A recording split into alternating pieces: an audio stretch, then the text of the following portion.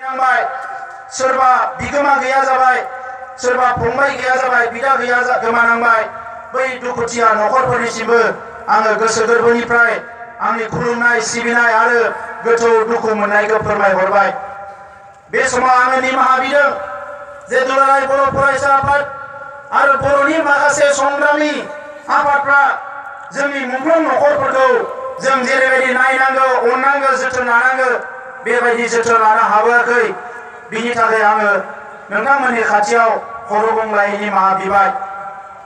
बड'लेण्डखौ सोरजिनो थाखाय जाय जोहोलाव जोहोलावजोफ्रा दिनै गावनि आथिं आखाइ खोमानांबाय, बेंगुरा जाबाय, गावनि सोलेरनि बबेबा मोनसे बाहागोखौ खोमानानै लानांनानै दिनै असल जानानै थानो गोनां जाबाय, बिथांमोननि खाथियावबो आंनि गोसो गोरबोनि खुलुमनाय, आंनि अननायखौ बावहरग्रोनाय जाबाय।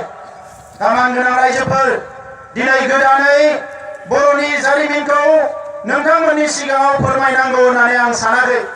बेवहाय जिखिनि बाहागो लाफैदों, क'क्राझार जिल्लानि आइ आफा रायजो राजा, जोंनि बिग्रायारि जोहोलावफोर, फंबाय बिनानावमोन, गासैनिबो थै बिखा बिख्लोआव बड'लेण्डनि बागै गासैबो खोथा गुदि खिथा नोंथांमोननि बिखा बिख्लोआव हाबनानै दंजोबखायो।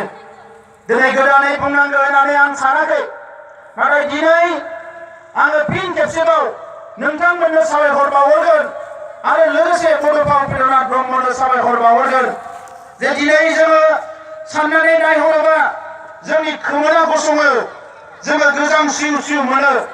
1987 मायथाइनि 2 मार्चआव आलादा हादोर, आलादा रायजो बड'लेण्डखौ सोरजिनो बै समाव गिलु बालु थासारियाव बड'फा उपेन्द्रनाथ ब्रह्मआ थांखि लायामोनब्ला बे 32 बोसोराव आसामनि गुबुन गुबुन हारिफोर बायदि बर' हारियाबो राव थुनलाइ गोमाजानानै, गावनि सिनायथि गोमाजानानै, हारिमु गोमाजानानै, हा हु गोमाजानानै दिनै हालाय हाफाय जानांसिगौमोन। बे बड'लेण्ड सोमावसारनायासो जोंखौ फोरोंबाय हारिया मा, राव थुनलाइया मा, हारिमुआ मा, माहारि मोनसेया बोरै थांना थानांगौ, बोरै जुजिनांगौ, गावखौ बोरै सिनायनांगौ, सुथुरा सोर, लोगोआ सोर, हादोरनि खुंथाय खान्थिया मा, बे गासैबो खोथाफोरखौ बे बड'लेण्ड सोमावसारनायासो जोंखौ फोरोंबाय।